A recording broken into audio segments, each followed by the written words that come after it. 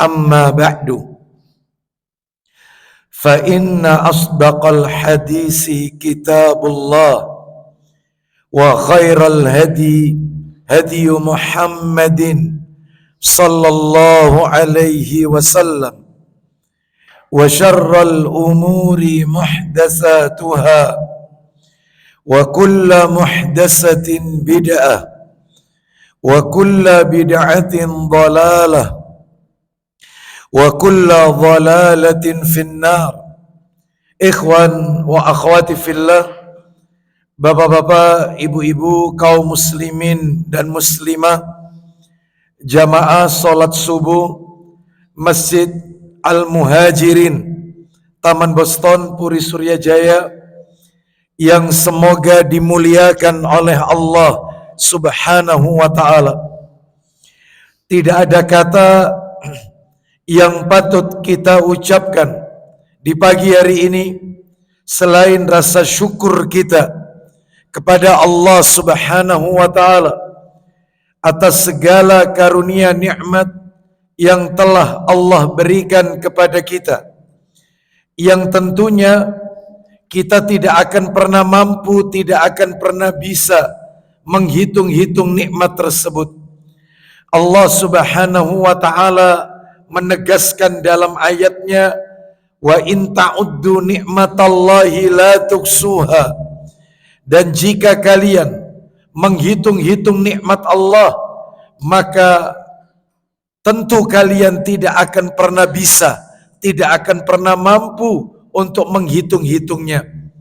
Semoga kita semua tercatat di sisi Allah, hamba-hamba yang pandai bersyukur atas kenikmatan-kenikmatan yang begitu besar dan begitu banyak yang Allah limpahkan kepada kita. Dan di antara doa yang Nabi ajarkan kepada kita agar kita menjadi hamba yang pandai bersyukur adalah doa yang kita baca di dalam solat sebelum salam, dan doa itu juga kita baca setelah salam dalam zikir ba'da solat. Nabi membaca doa itu pada dua keadaan, sebelum salam dan setelah salam dalam zikir ba'da solat. Doa itu berbunyi, Allahumma a'inni ala dzikrika wa syukrika wa husni ibadatika.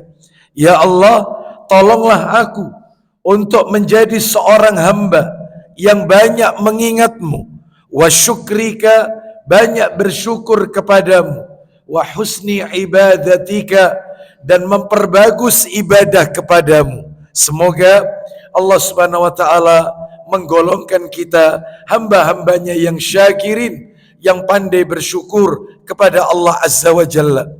Bapak Ibu kaum muslimin dan muslimah rahimani wa rahimakumullah, pagi hari ini kajian kita membahas kitab Ensiklopedi Adab Islam. Semestinya kajian kita melanjutkan materi sebelumnya, yaitu kita masih berada pada pembahasan adab al-ukhwah fillah, adab persaudaraan karena Allah. Namun karena saya melihat betapa dekatnya Ramadan yang akan kita kita masuki ini, yaitu akan menjumpai kita bersama, tinggal 11 atau 12 hari lagi kurang lebih, maka materi pagi hari ini kami khususkan pada apa yang Nabi lakukan di bulan Ramadan. Yang Nabi lakukan di bulan Ramadan. Bapak Ibu sekalian rahimani wa rahimakumullah, sebelum kami sebutkan satu persatu dari total 29 poin yang Nabi lakukan di bulan Ramadan, maka sebelum kita membahas itu, tentunya untuk mengingatkan kita bersama, tidak ada petunjuk terbaik di muka bumi ini kecuali petunjuk Rasulullah sallallahu alaihi wasallam. Mengikuti petunjuk Rasul sallallahu alaihi wasallam merupakan ketaatan yang paling penting di dalam Islam. Bahkan ketika seseorang itu mengucapkan 2 kalimat syahadat, terutama syahadat yang nomor 2 Bapak Ibu, yaitu syahadat yang berbunyi wa asyhadu anna Muhammadar Rasulullah, dan aku bersaksi bahwasannya Nabi Muhammad adalah utusan Allah. Ketika seseorang mengucapkan kalimat tersebut, maka dia harus siap menjalankan konsekuensi. Harus.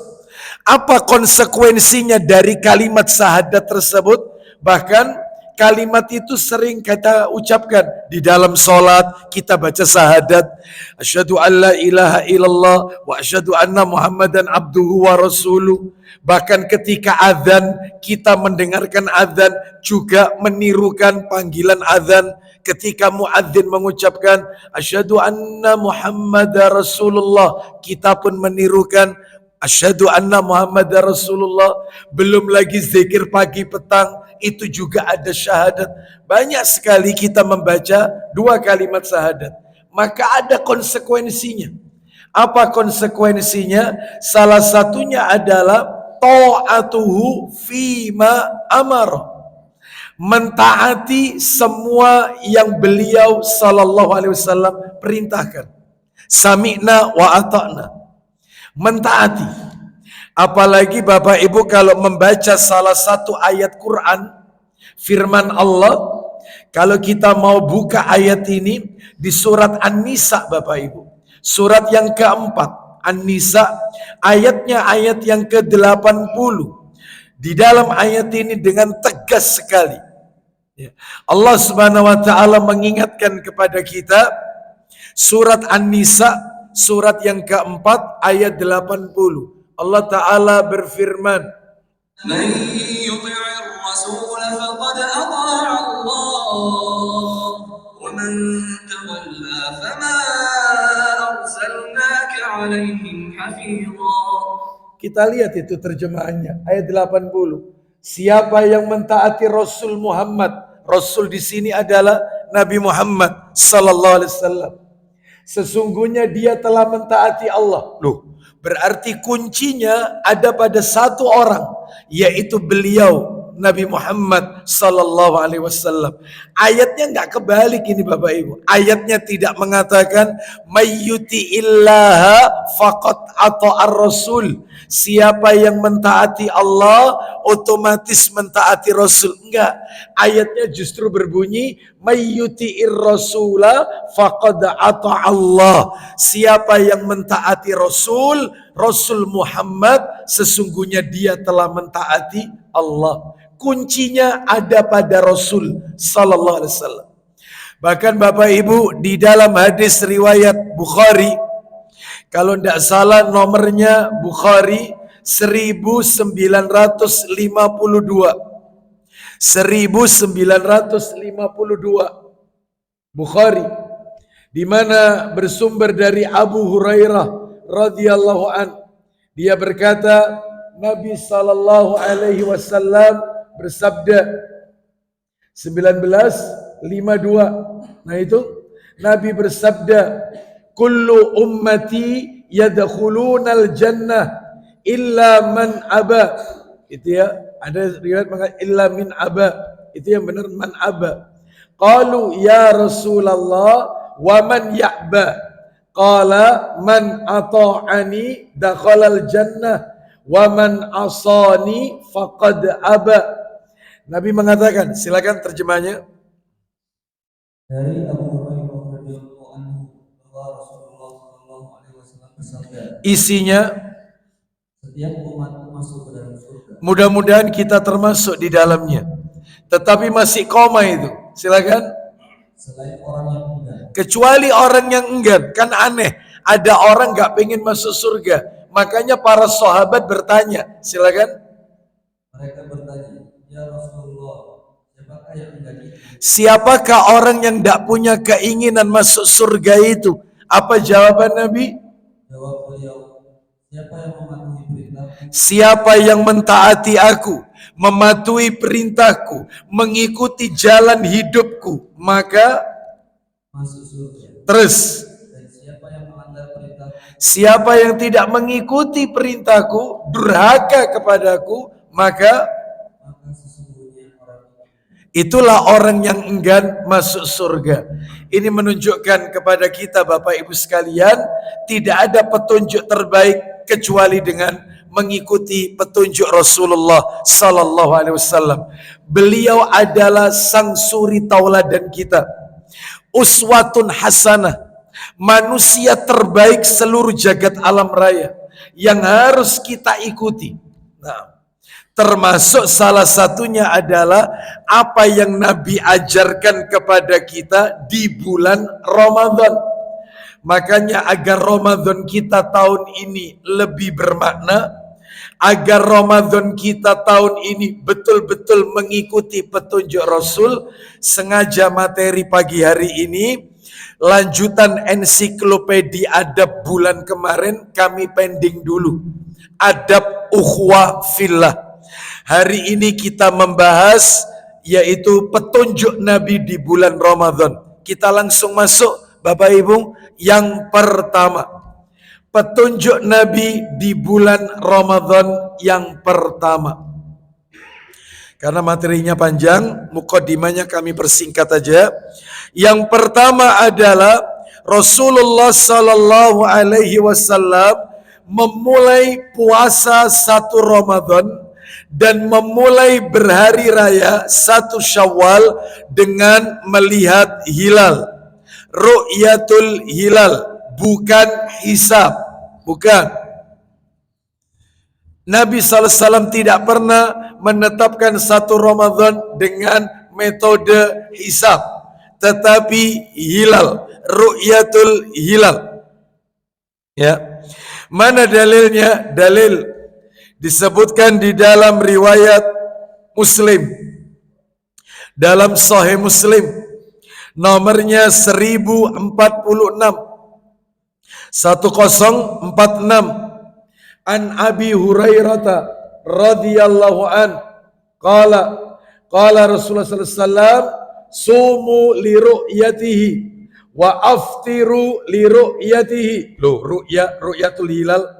Fa in ghummiya alaikum asyhru fa'uddu 30. Silakan. Dari Abu Hurairah radhiyallahu anhu, katanya Rasulullah sallallahu alaihi wasallam bersabda, Isinya, puasalah kamu bila telah melihat bulan terbit. baik, berpuasalah kalian apabila telah melihat hilal dan berbukalah bila melihatnya terbit. baik, itu bukan berbuka, itu terjemahannya harus dikoreksi. Wa aftiru, beridul fitrilah, berhari rayalah kalau sudah melihat hilal terbit. Terus kemudian Jika bulan itu tertutup dari pandangannya, fa'in, kalau di situ disebutkan fa'in ghummiya, dalam riwayat Bukhari fa'in ghubbiya, apabila bulan itu tertutup oleh pandanganmu, mendung, hujan, semua tim yang disebarkan oleh ulil amri kita tidak melihat hilal, maka hitunglah 30 hari. Maka kalau dalam riwayat Bukhari disebutkan fa'akmilu iddata sya'bana salasin, maka hitunglah bulan Sya'ban itu menjadi 30 hari. Jadi ternyata simpel penetapan 1 Ramadan dan 1 Syawal yang dilakukan oleh baginda Rasul. Metodologinya cuma 2 yang Nabi tetapkan. Yang pertama melihat hilal, yang kedua istikmal, disempurnakan Sya'bannya. Jadi kalau nanti tanggal 29 Sya'ban, maka seluruh tim yang sudah disebarkan oleh ulil amri gak lihat hilal, maka ya berarti Sa'bannya disempurnakan 30 hari. Karena kalender Hijriah tanggalnya cuma 2. Kalau tidak 29 ya 30. Beda dengan kalender Masehi, ada 4. Ada yang usianya 28 Februari, ada yang 29 tahun kabisat Februari juga, ada yang 30 April besok bulan depan, itu 30 hari. Ada yang 31 Maret ini 31. Bahkan bisa dilihat Januari, Maret, Mei 31 semua ini. Ya. Kalau Hijriyah mudah, kalau tidak 29 ya 30, nggak ada 31. Sehingga simpel yang Nabi tetapkan. Kalau bulan tidak terlihat, Sabannya digenapkan 30 hari. Itu. Oleh karena itu, metode hisab tidak dikenal di zaman Nabi, di zaman para sahabat. Ya. Oleh karenanya mungkin Bapak Ibu bingung dalam hal ini. Ustadz ini kadang-kadang jadi Muhammadiyah, kadang-kadang jadi NU. Ya, kita ini tidak boleh fanatik kepada madhab, jangan fanatik kepada ormas, fanatik kepada dalil. Selama dalilnya sahih, sami'na wa ata'na. Seperti itu. Ilmu hisab sudah ada di zaman Nabi. Ilmu perhitungan sudah ada di zaman Nabi. Contohnya, masalah waris pakai perhitungan semua itu. Suami meninggal, istri dapat seperberapa, anak dapat seperberapa, anak laki dapat berapa. Kalau tidak punya anak laki, paman-pamannya dapat seperberapa. Ada rinci, hitungannya ada. Hitungan di zaman Nabi sudah ada, ilmu hisab sudah ada. Tapi Nabi tidak pernah seumur hidup menetapkan satu Ramadan pakai ilmu hisab. Ru'yatul hilal, mata telanjang. Lah kalau sekarang nggak bisa, boleh pakai bantuan teropong, tapi tetap melihat. Apabila seluruh tim mengatakan tidak melihat hilal, ternyata ada satu ormas dia melihat hilal, maka keputusan diserahkan ulil amri. Puasalah bersama ulil amri dan berhari rayalah bersama ulil amri, bersama pemerintah. Kalau pemerintah membatalkan persaksian satu ormas itu, selesai, kita ikut ulil amri. Pak, jujur dalam hati kita, apakah kita tidak senang seluruh rakyat atau seluruh umat Islam di Indonesia Ramadannya bareng, Idul Fitrinya sama bersama ulil amri? Tentunya ini nikmat yang luar biasa. Oleh karena itu maka dalam hal ini mengikuti ketetapan ulil amri. Ustadz, ulil amrinya itu begini-begini Ustadz. Ya. Ulil amrinya itu bla bla bla bla bla. Ya. Maka urusan dia sama Allah. Urusan kita disuruh mentaati, taat dalam kebaikan. Dia memerintahkan kita, bukan memerintahkan jahat kok, bukan memerintahkan jelek. Tetapi Ustadz kalau ulil amrinya salah menetapkan, tetap dapat pahala satu. Salah, tetap dapat pahala. Ulil amri menetapkan bahwasanya Ramadan besok, ternyata keliru, salah, tetap dapat pahala. Tapi satu pahalanya, apa itu? Merukunkan seluruh umat Islam sehingga mereka berjamaah. Itu pahalanya. Salah masih dapat pahala. Ikut aja ulil amri. Ya, jangan kemudian masing-masing ormas punya tanggal sendiri. Ya, seperti itu. Oleh karena itu, ulil amri tidak punya wibawa dengan seperti ini. Oleh karenanya Nabi menetapkan dua metode, hilal dan istiqmal. Yang kedua, Bapak Ibu sekalian, yang Nabi lakukan di bulan Ramadan, Rasulullah SAW berniat untuk melakukan puasa Ramadan, niat puasa Ramadan sebelum terbit fajar shadiq. Sebelum terbit fajar shadiq, sebelum subuh niatnya. Mana dalilnya? Silakan dibuka Abu Dawud jilid 2, nomornya 2454, 2454. Abu Dawud 2454 dari Hafsah radhiyallahu anha. Dari Hafsah radhiyallahu anhuma, dia berkata Rasulullah sallallahu alaihi wasallam bersabda 2454. Nah itu, man lam yujmi'is siyama qabla al-fajri fala siyama lahu. Silakan. Dari Hafsah radhiyallahu anha, istri Nabi sallallahu alaihi wasallam, Rasulullah bersabda, isinya, barang siapa tidak menghadirkan niat puasa sebelum terbit fajar. Siapa yang tidak niat sebelum subuh, maka tidak ada puasa bagi. Maka Bapak Ibu tolong dibedakan antara puasa wajib dengan puasa sunnah. Semua puasa yang hukumnya wajib seperti Ramadan, puasa mengqadha Ramadan, bayar utang bulan Ramadan, ini wajib. Puasa membayar kafarat denda, ini wajib. atau puasa nadar itu wajib, maka niatnya sebelum subuh. Niatnya sebelum subuh. Sebab kalau tidak niat sebelum subuh, maka hari itu tidak dianggap puasa oleh Allah. Tetapi kalau puasa sunnah beda, niatnya bisa sewaktu-waktu kalau puasa sunnah. Mana dalilnya? Ayo dibuka dalil. Silakan Sahih Muslim nomor 1121. Sahih Muslim 1121. 1121 dari Aisyah radhiyallahu anhuma. Dia berkata 1121. Nah itu kita lihat. Nah ini ya.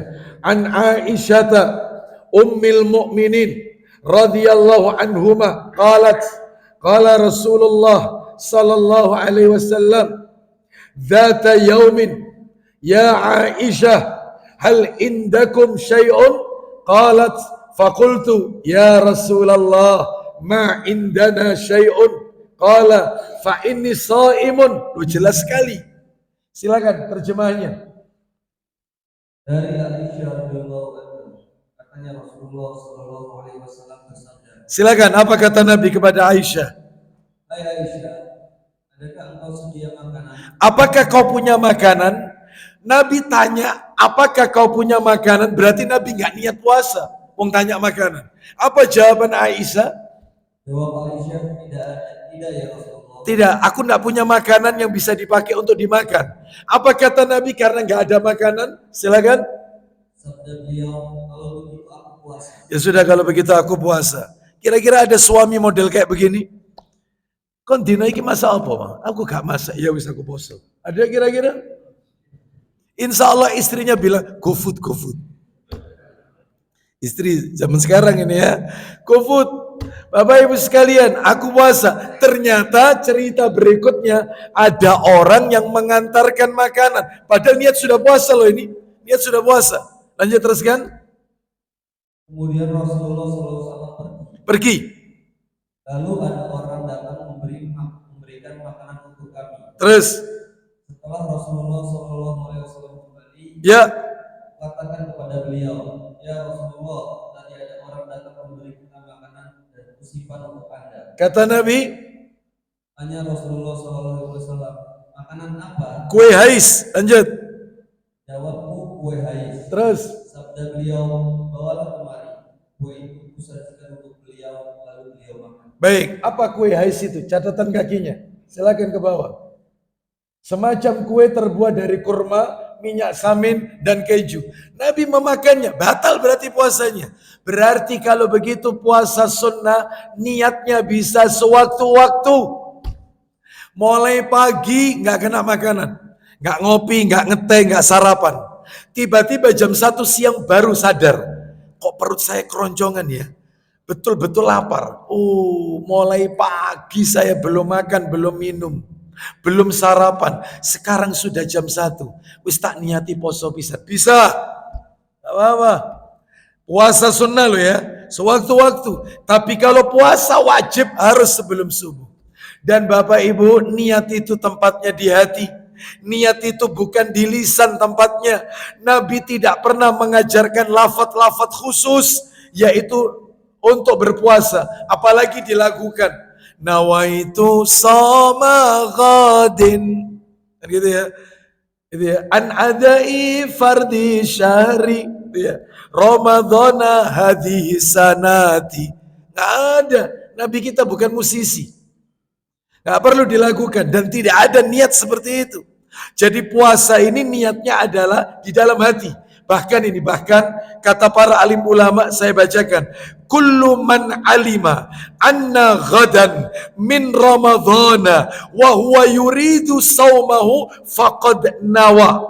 Kata para alim ulama, setiap orang yang dia mengetahui besok itu Ramadan dan dia kepengin puasa, jadi dia sudah tahu Ramadan kurang 10 dino, Ramadan kurang sekian hari, dan dia niat puasa dalam hatinya. Insya Allah mudah-mudahan ya Allah kau berikan aku kesehatan, insya Allah tahun ini aku pengen puasa. Dalam hatinya, lintasan hati. Maka secara otomatis dia telah niat puasa. Otomatis sudah, otomatis. Allah mengetahui isi hati manusia, sehingga tidak perlu kita kabarkan isi hati kita kepada Allah di lisan, nggak perlu, cukup dalam hati. Ustadz itu niatnya tiap hari, apa boleh untuk sebulan? Maka sekali untuk sebulan. Iya, seperti sekarang tadi kan diumumkan hari ini tanggal 18 Sya'ban. Berarti dalam hati kita berarti Ramadan kurang 12 dino atau 11 hari. Mudah-mudahan ya Allah, insyaallah aku iso poso. Itu sudah niat. Sudah niat itu. Sudah niat itu. Kecuali puasanya terputus karena uzur. Misalnya wanita haid di tengah-tengah bulan Ramadan terputus. Terputus. Maka ketika dia suci melanjutkan puasanya, maka dia harus memperbaharui niat. Bapak Ibu sekalian, niatnya diperbarui karena terputus oleh uzur. Nah itu. Baik, sekarang kita akan masuk yaitu yang ketiga. Rasulullah itu kalau sahur mepet subuh. Nabi itu kalau sahur diakhirkan. Sahurnya Nabi itu diakhirkan, mepet sama subuh. Oh coba, ya. Kita bagaimana kalau sahur? Mari kita dengarkan hadis Nabi. Coba dibuka Sahih Muslim 1061. 1061. Nah, 1061. Ada enggak? Ya, baik. Kita lihat ini. An Zaid bin Sabit radhiyallahu an.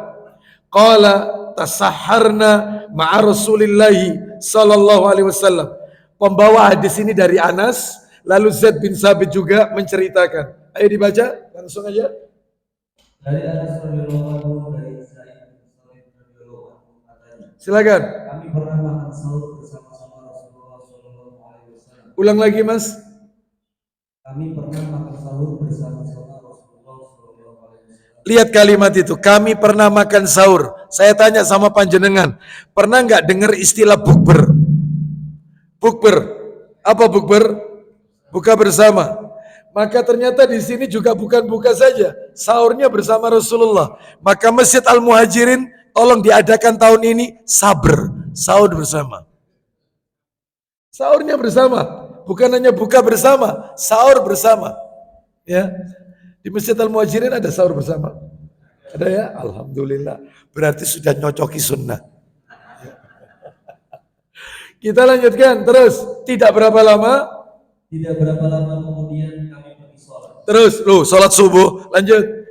Tanya Anas, Apa katanya Anas bin Malik? kira-kira berapa lama jaraknya antara waktu makan sahur dan sholat? Berapa lama jaraknya makan sahurnya Rasul dengan adzan subuh? Maksudnya itu. Jawabannya Zaid bin Sabit. Jawab saya, kira-kira selama membaca 50 ayat. 50 ayat Al-Quran. Dan saya pernah mencoba membaca 50 ayat Quran. Saya ambilkan surat yang panjang-panjang. Al-Baqarah. Saya ambil yang di tengah-tengah, kan panjang-panjang. 50 ayat, sambil lihat jam. Ternyata butuh waktu maksimal 30 menit. Itu pun dibaca tartil. Pelan-pelan, 30 menit, 50 ayat itu. 30 menit, pelan-pelan ya bacanya. Apalagi kalau bacanya lancar, ya berarti lebih pendek lagi. Berarti kalau subuh jam 4 pagi, sahur yang benar mengikuti sunnah Rasul, jam berapa berarti? Setengah 4. Ustadz, istri saya setengah 3 sudah bangun. Silakan, gak apa-apa, bangun. Untuk menyiapkan menu santap sahur. Setelah disiapkan, lah terus Ustadz, jangan dimakan dulu, lah terus dilihatin aja. Menunggu waktu yang tepat, mengikuti sunnah. Rasul itu kalau sahur mepet subuh. Bapak Ibu, coba. Loh, apa ini Ustadz? Katanya imsak. Islam tidak mengenal imsak. Allah tidak pernah mengatakan dalam Al-Quran berhenti makan ketika imsak. Enggak. Berhenti makan ketika fajar shadiq. Imsak itu bentuk kehati-hatian yang berlebihan. Jadi kalau sudah dengar kalimat assalatu wassalamu alaik, berhenti. Oh, rugi. Itu 10 menit loh itu. Eman itu. Bisa dipakai makan, minum. Bahkan kalau cukup bisa dipakai jima kalau cukup. 10 menit. Aman. Bapak Ibu sekalian, oleh karena itu maka Islam tidak mengenal imsak. Oleh karenanya mepet subuh itu sahurnya Nabi. Pak, Bu, mohon maaf, saya akan bacakan beberapa riwayat. Kami menukil materi ini dari beberapa artikel. Yang pertama artikelnya Ustadz Amin Nurbait, hafizahullah ta'ala. Yang kedua artikelnya Ustadz Dr. Raihanul Bahrain, rumaisya.com. Ya, ada lagi artikel dari Bekal Islam Ustadz Firanda, hafizahullah ta'ala. Beberapa hadis Nabi. Kaget kita kalau mendengarkannya. Disebutkan yaitu dalam riwayat Abu Umamah, yaitu disebutkan adzan sholat subuh dikumandangkan. Adzan sholat subuh sudah dikumandangkan. Adzan. Sementara Umar masih memegang gelas. Umar bin Khattab pegang gelas. Ini adzan ini. Beliau bertanya, Umar bertanya, bolehkah aku meminum air ini? Wahai Rasulullah, ini adzan loh ini. Adzan subuh, boleh nggak aku minum? Maka Nabi SAW menjawab, ya. Umar pun meminumnya. Itu riwayat sanadnya Hasan. Ada lagi dari Bilal bin Rabah radhiyallahu an. Saya mendatangi Nabi SAW memberitahu beliau, Bilal muadzinnya Rasul, mendatangi Nabi untuk memberitahu sudah waktunya sholat subuh. Berarti sudah adzan, tinggal iqomah. Berarti sudah adzan ini, memberitahu kepada Nabi. Ketika itu beliau hendak puasa. Nabi mau puasa. Beliau minta dibawakan air, lalu beliau meminumnya. Kemudian beliau berikan sisanya kepadaku, kepada Bilal. Dan aku pun meminumnya. Ini sudah adzan subuh. Kemudian beliau menuju masjid, langsung mengimami orang banyak. Iqomah lalu mengimami. Berarti Nabi minum setelah subuh. Makanya tidak ada istilah imsak. Berarti kalau gitu Ustadz, saya kalau mepet, ya pas di tangan saya ada minuman atau makanan, pas adzan diteruskan, teruskan, nggak apa-apa. Yang tidak boleh itu embo lagi, nambah. Ah ini berlebihan nih. Dan ini yang tidak boleh lagi tiap hari begitu, ada lah. Ya janganlah, ya. Baik, terus lagi. Ya, dari Nabi sallallahu alaihi wasallam, dari Anas bin Malik radhiyallahu anhu. Nabi SAW pernah menyuruh, lihat siapa yang ada di masjid, ajak dia kemari. Aku pun masuk masjid, katanya Anas. Ternyata ada Abu Bakar dan Umar di masjid. Aku memanggil keduanya, lalu aku membawa makanan dan kuhidangkan di hadapan Nabi SAW. Beliau makan, Abu Bakar dan Umar ikut makan. Kemudian mereka keluar menuju masjid. Rasulullah SAW mengimami sholat subuh. Berarti setelah adzan yang ada di masjid itu Abu Bakar dan Umar dipanggil. Lalu Nabi menyodorkan makanan. Setelah makan masuk masjid langsung ngimami sholat subuh. Pernah ini terjadi. Jadi dalam hal ini bahwasanya patokannya adalah fajar sodik. Lah fajar sodik di negeri kita terlalu awal. Terlalu awal, langitnya masih gelap, gulita, lah kemudian subuh, ya. Makanya fajar sodik itu beda dengan fajar kadhib. Kalau fajar kadhib, langitnya masih gelap, ada bayangan putih naik ke atas seperti ekor serigala. Saat itulah boleh makan, boleh minum, dan boleh melakukan hubungan intim suami istri. Dan belum waktunya sholat subuh, belum. Sedangkan kalau fajar yang kedua, fajar sodik, bukan kadhib, sodik, langitnya hitamnya tidak pekat, sudah sedikit sembur kemerahan, sedikit agak kelihatan merah sedikit. Nah, di saat itulah berhenti makan, berhenti minum, tidak boleh melakukan hubungan intim suami istri, dan waktunya adzan subuh. Itu ya. Baik, kita lanjutkan sekarang. Jadi tidak ada imsak. Nabi mengakhirkan sahur. Nomor 4, Rasulullah SAW kalau sahur pakai kurma kering. Kurma kering. Ada ajwa, ada sukari, ada rutop, ada barari, 200 jenis kurma itu. Ya, macamnya banyak. Maka saya nggak bahas itu. Yang saya ingin sampaikan adalah mulai dari dia ditanam sampai dia tumbuh kurma, itu prosesnya 3. Yang pertama disebut buser. Buser itu kurmanya kecil-kecil, warnanya hijau, sebesar keres. Kayak keres tapi hijau-hijau. Itu kalau dimakan sepet. Kalau di Arab, kalau kita umroh, banyak orang Indonesia menjual kurma muda, yang katanya bagus untuk mereka yang lama menikah, tidak punya keturunan, untuk menyuburkan. Itu hoax, itu hadis riwayat Facebook itu. Nggak ada, nggak ada, nggak ada, nggak ada. Itu mitos, itu nggak ada itu. Itu pedagang itu sudah, nggak ada. Gitu ya. Jadi kurmanya hijau-hijau kecil-kecil, ya persis kayak keres gitu, tapi hijau-hijau sepet rasanya. Itu namanya buser. Kalau dibiarkan di tangganya, dibiarkan menguning dia. Lah itu rutop. Kalau sudah kuning itu, dan itu tempatnya harus di freezer. Dan kalau kita makan kriuk-kriuk persis kayak sawo, seperti buah sawo, persis rasanya seperti itu. Nah itu rutop, harus masuk freezer, mahal. Itu yang mahal. Terus kalau dibiarkan coklat, nah itu baru yang namanya rutop yang sudah mulai kering. Sehingga kembali ke materi kita, Rasul itu kalau sahur yang dimakan kurma kering. Beda sama buka. Nanti ada materi berikutnya. Nabi kalau buka pakai rutop. Kalau sahur pakai tamar, kurma kering. Jadi kulitnya sudah mengelupas, kalau kita buka seratnya kelihatan, kalau kita goyang kurma itu suara bijinya itu kedengaran, itu tamar namanya, tamar kering. Lah itu yang dipakai sahur. Makanya panjenengan mulai sekarang sudah menyiapkan menu. Ada tamar khusus sahur, ada rutop khusus berbuka. Nah, mestinya begitu ya. Kita lanjutkan. Mana dalilnya? Dalil. Coba Tirmidzi. Nomornya 658, Tirmidzi 658, Tirmidzi 658. Ada Tirmidzi 658, 658, terus kita lihat 658 dikit lagi. Nah ini kita lihat. Nah langsung aja kita masuk kepada nama perawi terakhir, yaitu orang yang bernama Salam bin Amir yang membawanya kepada Nabi sallallahu alaihi wasallam. Beliau bersabda, ya, idza aftara, ke atas ya, ke atas.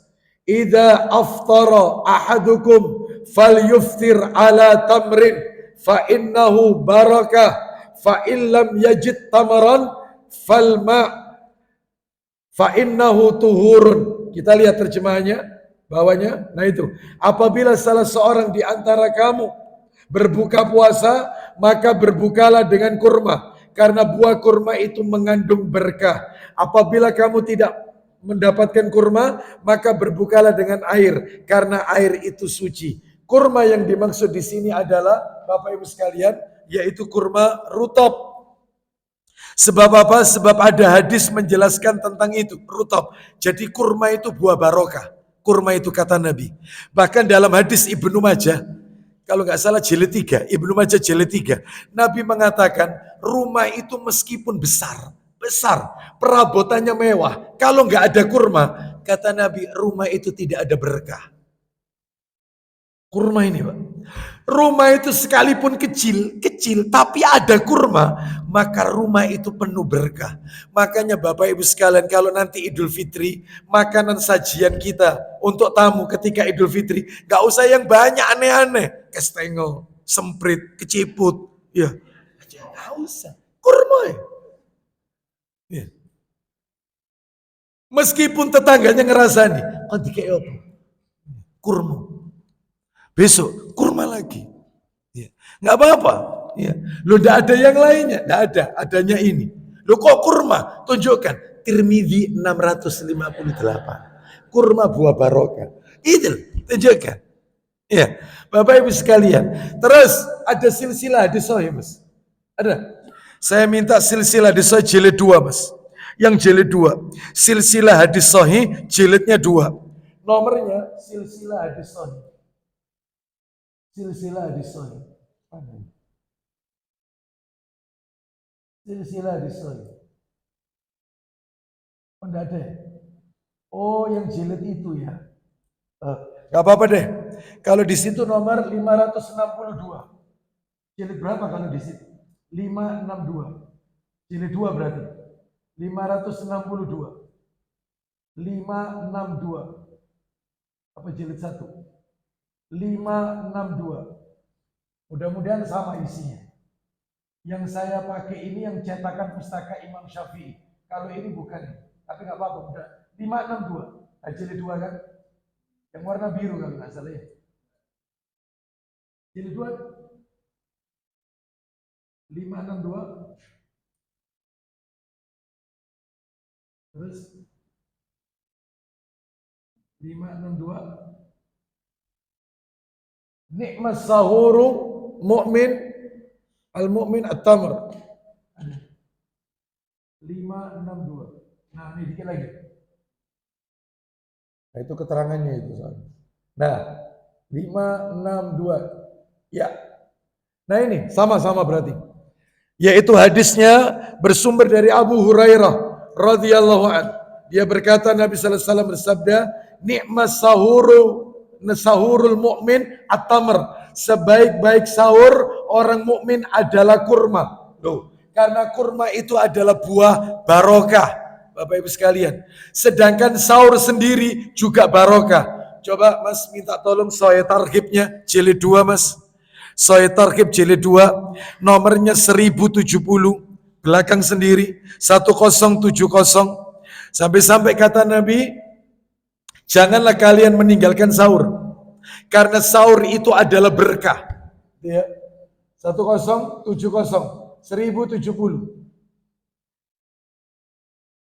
Ya. Nah ini. Kita lihat Rasulullah SAW bersabda dari Abu Sa'id Al-Khudri radhiyallahu anhu, Nabi SAW bersabda, "As-suhuru kulluhu barakah, fala tad'uhu walau an yajra'a ahadukum jur'atan min ma'in fa innallaha azza wa jal wa malaikatahu yusalluna 'alal mutasahirin." Masya Allah. Kita lihat ayat terjemahnya Mas. Dari Abu Sa'id Al-Khudri radhiyallahu anhu, dia berkata, Rasulullah sallallahu alaihi wasallam bersabda, silakan. makan sahur semuanya adalah berkah. Berkah.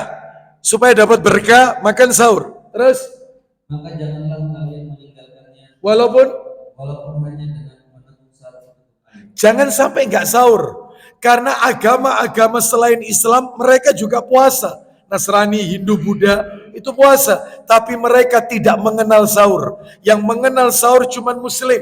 Maka dikhawatirkan kalau kita tidak sahur, maka puasa kita menyerupai mereka, tasyabbuh. Nah itu, maka upayakan tetap sahur meskipun seteguk air, karena sahur itu barokah. Lanjut poinnya. Karena Allah dan para malaikatnya bersalawat kepada orang-orang yang makan sahur. Masya Allah, katanya para ulama, kalau solawat itu datangnya dari Allah, berarti Allah memberikan pujian. Kalau solawat itu datangnya dari malaikat, maksudnya malaikat memohonkan ampunan untuk orang yang makan sahur. Kan ada ayatnya dalam Quran. Innallaha wa malaikatahu yusalluna ala nabi. Allah dan para malaikatnya bersolawat untuk Nabi. Maksudnya Allah memuji Nabi, malaikat memohonkan ampunan untuk Nabi. Termasuk ini salat berjamaah. Nabi juga mengatakan, Innallaha wa malaikatahu yusalluna ala saffil awal. Sesungguhnya Allah dan para malaikatnya mengucapkan solawat untuk saf yang pertama. Qalu, para sahabat bertanya, wa alasani, bagaimana untuk saf yang kedua? Nabi mulang lagi, Allah dan para malaikat mengucapkan sholawat untuk saf pertama. Sahabat tanya lagi, bagaimana untuk saf yang kedua? Akhirnya Nabi mengatakan, wa alasani, saf kedua juga dapat. Termasuk mereka yang berjamaah saf sebelah kanan, dapat semua itu.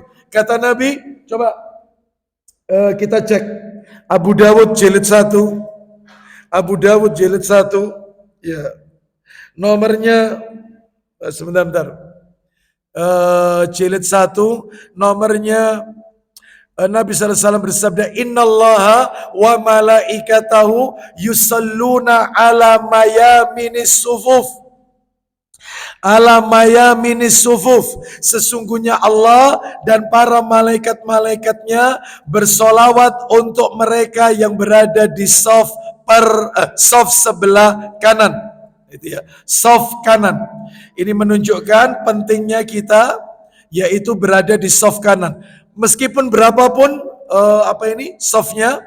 Nah, maka mereka mendapatkannya. Coba Abu Dawud itu ada di nomornya Abu Dawud nomor 676, coba. 676 jilid 1. 676. 676. Terus. 676. Terus. 676. Nah ini dikit lagi. Nah itu, ya. An Aisyah radhiyallahu anha qalat qala Rasulullah sallallahu alaihi wasallam innallaha wa malaikatahu yusalluna ala mayamini sufuf. Lihat terjemahnya. Allah dan malaikatnya mengucapkan salawat untuk orang-orang di saf kanan. Tuh, saf kanan. Dapat, termasuk yang suka nyambung soft, nutupi celah kosong, itu dapat juga dalam kitab Sahih Targhib. Banyak yang mendapatkan sholawat Allah, termasuk makan sahur. Maka jangan sampai ditinggalkan ini. Lanjut, nomor 5 sekarang yang Nabi lakukan di bulan Ramadan. Nomor 5, Rasulullah SAW memulai puasa sejak terlihat fajar shadiq hingga matahari terbenam. Nabi itu mulai puasa fajar shadiq sampai matahari terbenam. Saya tanya sama Bapak Ibu kalau berbuka ya, menunggu azan maghrib atau matahari terbenam?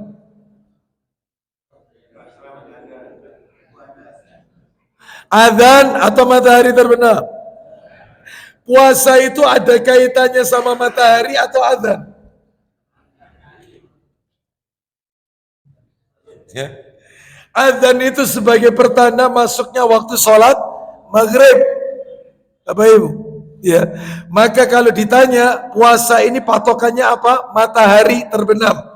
Cuman karena, ini terkondisikan, kita tidak berada di ketinggian, kita tidak berada di pinggir pantai, sehingga kita bisa mengetahui sunset, matahari terbenam, maka ikuti yaitu jadwal waktu sholat yang telah ditetapkan oleh ulil amri. Berarti pakai adzan? Iya. Iya Ustadz, adzan. Bukan. Kalau ditanya puasa itu matahari terbenam. Ya. Tetapi karena nggak punya kemampuan untuk melihat terbenamnya matahari, ya maka patokannya adalah adzan maghrib. Ya. Saya pernah soalnya seperti ini, Bapak Ibu, ada salah satu jamaah kita kajian menjelang berbuka ditaruh di terawas, vilanya paling atas sendiri. Kajian ba'da asar jam 4 dimulai. Kajiannya di halaman terbuka. Ya, begitu saya lihat, ini paling tinggi soalnya. Kita lihat matahari itu terbenam, udah nggak kelihatan. Merah itu di ufuk menebar, merahnya menebar. Saya bilang sama jamaah, saya minta kurmanya. Lu Ustaz, belum adzan Ustaz, saya minta kurmanya. Dikasihkan. Saya makan. Lu Ustaz belum adzan lu Ustaz. Saya tanya, puasa itu adzan atau matahari terbenam? Buka surat Al-Baqarah ayat 187 dibaca. Iya Ustaz, matahari terbenam. Nah, akhirnya semua jamaah makan semua. Saya bilang ketika mereka makan, saya bilang, lihat semua jam. 5 menit setelah kita makan. Betul, lihat semua. Langsung musola-musola dekat rawas adzan. Allahu Akbar. Inilah di negeri kita. Jadi kalau subuh terlalu awal, kalau maghrib yaitu terlalu diundurkan. Nah, jadi nggak on time.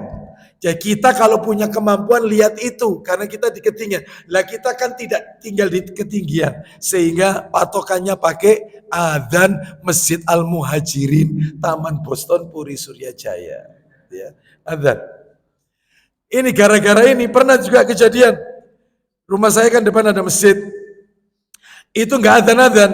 Sedangkan saya lihat di TVRI itu sudah adzan ini. Saya bilang sama istri saya, mana kurmai? Berbuka. Pintu saya agak terbuka.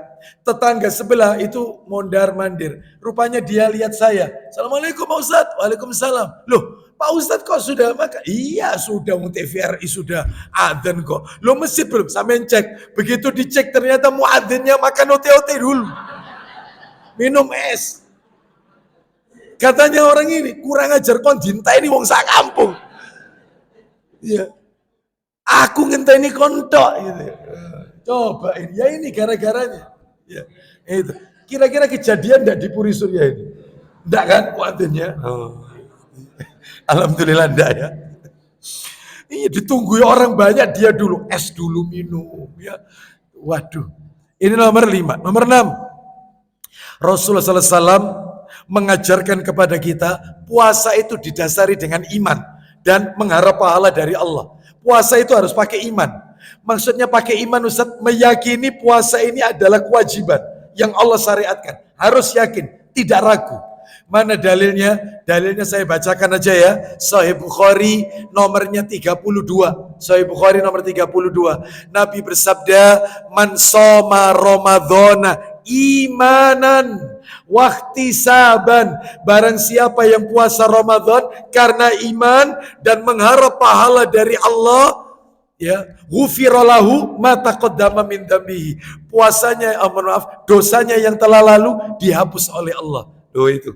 Terus yang nomor 7, Rasulullah SAW pernah mengguyurkan air ke atas kepalanya karena ingin mengusir rasa dahaga dan panasnya sengatan matahari. Boleh. Jadi karena panas, ini kemarau, Ramadan kemarau, ya. Karena dia tidak kuat, itu boleh itu mandi. Jadi panjenengan tidak apa-apa, karena tidak kuat panas, masuk kamar mandi mulai jam 8, langsung kum-kum. Bangun ini selesai jam 4 sore. Insya Allah biru itu, insya Allah. Ya, nggak apa-apa, dikit-dikit mandi. Ustadz, saya puasa renang Ustadz. Boleh enggak? Boleh. Asalkan air itu tidak masuk salah satu 3 lubang. Hidung, telinga, dan mulut. Selama itu masuk, batal. Tetapi selama itu tidak masuk, maka nggak apa-apa. Untuk meredapkan rasa panas. Mana dalilnya Rasul pernah melakukan begini? Dalil, minta tolong Abu Dawudnya, Mas, jilid 2. Abu Dawudnya nomornya 2365. 2365, mundur. 2365. 2365. 2365. Ya, saya langsung baca aja. Lihat itu. Terus ke atas. Nah ini, dari Abu Bakar bin Abdurrahman, sahabat Nabi. Ia berkata, dalam suatu bepergian Nabi, yaitu hari penaklukan kota Mekah, Fathul Mekah ini. Aku melihat beliau memerintahkan orang-orang, lanjut, agar berbuka. Lalu beliau bersabda, kuatkan kalian dalam menghadapi musuh. Sedangkan beliau sendiri tetap berpuasa. Jadi Fathul Mekah itu kejadiannya Ramadan. Nabi menyuruh sahabatnya untuk batal, mokel. Karena kita akan menguasai kota Mekah. Ini butuh energi nih, soalnya Nabi bersama 10.000 orang ini dari Madinah untuk menguasai kota Mekah. 10.000 ini. Kekuatan Nabi besar waktu itu. Tapi Nabi tetap puasa, yang lain batal. Ternyata Abu Bakar berkata, salah seorang bercerita kepadaku, aku melihat Rasulullah berada di puncak sedang menyiramkan air ke atas kepala beliau. Sementara beliau sedang berpuasa sebagai peredam rasa haus dan panas. Boleh, gak apa-apa, mandi, boleh nih, gak batal. Puasanya tidak berkurang pahalanya. Jamaah haji kita, jamaah umroh Ramadan. Ketika tawaf siang hari, atas panas. Untungnya lantainya Masjidil Haram itu dingin, untungnya. Sehingga mereka tidak kepanasan kakinya. Tapi kepala tetap. Makanya banyak di sana polisi-polisi, petugas-petugas menyemprotkan air zam-zam yang dingin itu. Masya Allah itu. Semprotkan. Lah jamaah kita tidak. Itu untuk kepala. Malah dia begini. Makanya polisi di sana haram mamnu, nggak boleh, haram. Katanya jamaah kita haram ya ini. Ya bisa batal itu kalau ketelan. Itu untuk meredapkan yaitu panas. Boleh. Ya. Terus kemudian Bapak Ibu sekalian, Rasulullah SAW pernah berbekam. Ketika puasa pernah bekam. Hadisnya Bukhari nomor 961. Nanti bisa dicek. Bukhari 961. Nabi pernah berbekam. Makanya orang kalau puasa terus melakukan donor darah, enggak apa-apa. Boleh, asalkan dia punya kekuatan.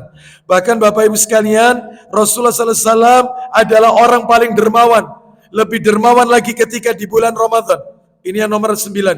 Gencar sodakonya. Jangan pelit di bulan Ramadan. Iya, berikan yang terbaik untuk Masjid Al-Muhajirin. Terus sodakonya. Bahkan Nabi diibaratkan kalau di bulan Ramadan, sodakonya seperti angin kencang yang berembus. Terus, gencar. Itu. Dan yang nomor 10 adalah Rasul selalu bertadarus. Coba Sahih Bukhari Mas, nomor 4 Mas. Nomor 4, awal. Terus, awal. Nomor 4. Bukhari nomor 4. Nah kita lihat ini dari Ibnu Abbas radhiyallahu anhu. Nah itu nomor 4 kan? Sahih Bukhari nomor 4. Mana ini? Nomor 4. Nah itu, iya. Dari Ibnu Abbas radhiyallahu anhu katanya, Rasulullah SAW seorang yang amat pemurah dan lebih pemurah lagi selama bulan Ramadan. Yaitu ketika Jibril datang menemuinya, biasanya Jibril datang kepada Nabi tiap-tiap malam Ramadan. Beliau maksudnya Nabi dan Jibril, keduanya membaca Quran berganti-gantian. Oh, tak terus sama malaikat Jibril. Sesungguhnya Rasulullah lebih pemurah berbuat kebaikan daripada murahnya angin berhembus. Masya Allah. Ya, gencar, terutama ngasih takjil, buka puasa. Terus kirimkan yang terbaik. Itu kata Nabi, ngasih buka puasa pahalanya mendapatkan pahala seperti orang yang berpuasa. Jangan remehkan air mineral, jangan remehkan. Anda kirimkan 1 dus yang cup isi 48 kalau tidak salah, maka Anda mendapatkan pahala 48 orang yang berpuasa. Bayangkan, apalagi ditambahi lauk pauknya. Tapi ya gitu, kalau ngirimkan buka puasa, ikannya yang layak, lauk pauknya yang layak. Jangan sebelum corona itu, 3-4 tahun yang lalu. Saya masuk masjid, salah satu masjid, dikasih nasi bungkus ketika Ramadan. Begitu tak buka nasi bungkusnya, Allahu Akbar. Itu yang namanya tahu, kena angin ke kanan, miring ke kanan. Kena angin ke kiri, miring ke kiri. Bisa dipakai kipas ini. Kenapa ini? Tipis. Iya, dikasih telur cemplung, tidak ada koningnya. Sampai tak angkat, katanya jamaah, kenapa Pak Ustadz kok diangkat? Coba dicari, barangkali gelondong kuningnya. La haula wala quwata illa billah. Ya, kalau bisa takmir. Mana takmir di sini? Masjid Al-Muhajirin, takmir kalau bisa. Hari pertama Ramadan di Masjid Al-Muhajirin nasi kabuli. Hari kedua kapsyah, hari ketiga nasi mandi, hari keempat kambing bakar. Itu kalau terus begitu, insya Allah saya kesini terus, insya Allah. Ya. Lah ini tidak, takjil mesti ketemu OT-OT. Allahu Akbar. Itu OT-OT kalau bisa ngomong, pasti dia bisa ngomong itu. Ketemu mana, Rek? Tiap tahun. Kalau bisa ngomong, kalau bisa. Ya. Tolong, kasih yang bagus. Kurma juga begitu, kasih rutop jamaah. Minumnya zam-zam. Masya Allah. Ya. Insya Allah banyak jamaah Al-Muhajirin nanti. Ya. Kita lanjutkan. Nah, tadarus Quran. Imam Syafi'i 60 kali hatam. Di bulan Ramadan, Imam Syafi'i 60 kali hatam. Utsman bin Affan radhiyallahu an, khalifah ketiga, menantunya Rasul kan, Utsman, karena putrinya Nabi juga dinikahi oleh Utsman bin Affan radhiyallahu an, itu hatam Quran di bulan Ramadan 30 kali. Lu katanya tidak boleh Ustadz menghatamkan Quran kurang dari 3 hari. Itu kalau di luar Ramadan. Tapi kalau di bulan Ramadan memanfaatkan momen, nah itu boleh, nggak apa-apa. Termasuk Bapak Ibu terakhir, sebenarnya ada 29 poin ya ini ya. 29 poin ini.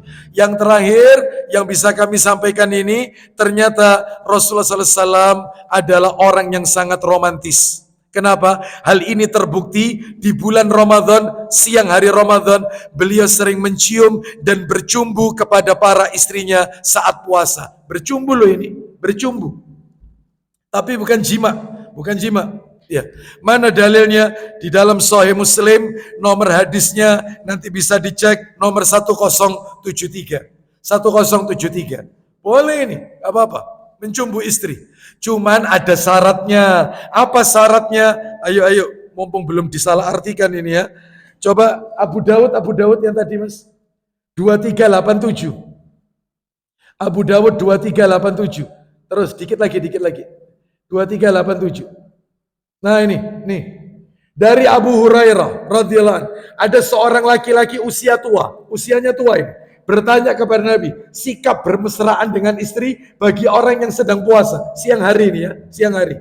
Nabi lalu memberi keringanan, boleh. Kemudian datang lagi seorang laki-laki usianya muda yang menanyakan hal yang sama, namun ternyata Nabi melarangnya. Jadi kesimpulannya, yang diberi keringanan orang tua, sedangkan yang dilarang anak muda. Panjenengan sudah tua apa belum? Jadi usia tua itu usia berapa Ustaz? Kata Ibnu Hajar al-Asqalani rahimahullah, 15 tahun ke bawah itu anak disebut anak. 15 sampai 25 remaja. 25 sampai 40 pemuda. Makanya Rasul nikah 25 itu pemuda. Usia 40 usia pemuda. 40 sampai 56 kalau nggak salah. 40 sampai 56 dewasa, usia matang. 56 ke atas tua. Sudah, panjenengan sekarang berapa usianya? Ya, itu masuk kategori ini apa tidak? Kan gitu ya. Baik. Wallahu a'lam bishawab. Dan termasuk Nabi kalau di bulan Ramadan memperbanyak doa, Bapak Ibu. Doanya diperbanyak di bulan Ramadan. Nabi memerintahkan kita. Mas, sebagai penutup, Soya Targhib, Mas.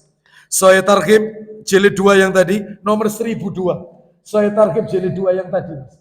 1002, mundur 1002. 1002. Nah ini 10 terus jauh-jauh. 1002. Ya, nah dikit lagi. Nah ini kita lihat hadisnya dari mana? Hadisnya dari Abu Sa'id Al-Khudri radhiyallahu anhu, dia berkata, Rasulullah sallallahu alaihi wasallam bersabda, "Innallaha tabaraka wa ta'ala utaqa'u fi kulli yaumin wa lailatin, yakni fi Ramadan, wa inna likulli muslimin fi kulli yaumin wa lailatin da'watan mustajabatan." Sesungguhnya Allah yang maha suci lagi maha tinggi memiliki orang-orang yang dimerdekakan, dibebaskan dari api neraka setiap hari dan setiap malam bulan Ramadan. Jadi Ramadan itu itkum minan nar, bulan pembebasan api neraka. Itu sebulan penuh. Jadi bukan seperti sekarang yang terjadi di masyarakat, Ramadan dibagi 3, 10 hari pertama rahmat, 10 hari kedua ampunan, 10 hari ketiga pembebasan api neraka. Bukan. Ini kreatif ini yang kayak begini nih ya, kok dibagi-bagi. Jadi ngebleng sebulan penuh itu pembebasan api neraka. Dan sesungguhnya setiap muslim memiliki doa yang mustajab setiap harinya. Tak kasih bocoran, doa mustajab di bulan Ramadan adalah salah satunya menjelang berbuka. Dalilnya bisa dicatat nanti, dicek aja. Dalilnya Tirmidzi nomor 3598. 3598 Tirmidzi. Jadi last minute mau maghrib itu mustajab. Bahkan doa kita langsung naik terangkat ke awan, kata Nabi. Diterima oleh Allah. Mau menjelang berbuka. Tolong sempatkan. Jangan disibukkan dengan ngabuburit. Sibuk dengan buka puasa, ya, menyiapkan menu buka puasa takjil. Jangan. Tetapi sibukkan dengan berdoa. Mendekati maghrib. Mudah-mudahan Ramadan kita tahun ini diridhoi oleh Allah Azza wa Jalla. Mudah-mudahan Allah tidak menjadikan Ramadan tahun ini sebagai Ramadan yang terakhir bagi kita. Tetapi Allah masih memberikan kesempatan kepada kita untuk menikmati indahnya Lailatul Qadar di masa-masa yang akan datang. Demikian yang bisa kami sampaikan karena waktunya Bapak Ibu sekalian, ya. Saya sendiri masih ada amanah, yaitu yang harus kami lakukan di pagi hari ini. Mudah-mudahan apa yang kami sampaikan ini ada manfaat. Bulan depan berarti libur? Enggak, tetap. Oh, yang ba'da subuh tetap ya. Baik. Insya Allah kita lanjutkan materi kita pada kesempatan-kesempatan yang akan datang. Insya Allah. Kita tutup dengan kafaratul majlis. Wassallallahu ala nabiyyina wa ala alihi washabihi wasallam. Subhanakallahumma wa bihamdika. Asyhadu an la ilaha illa anta. Astaghfiruka wa atubu ilaik. Wa akhiru da'wana anilhamdulillahi rabbil alamin.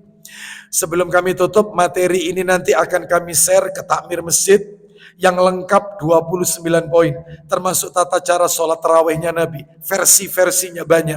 Jadi tarawihnya Nabi itu bukan 4 kali salam terus witir 3, bukan hanya itu. Nabi pernah melakukan sholat malam tarawih 9 rakaat ditambah 2 rakaat, witir dulu baru tarawih.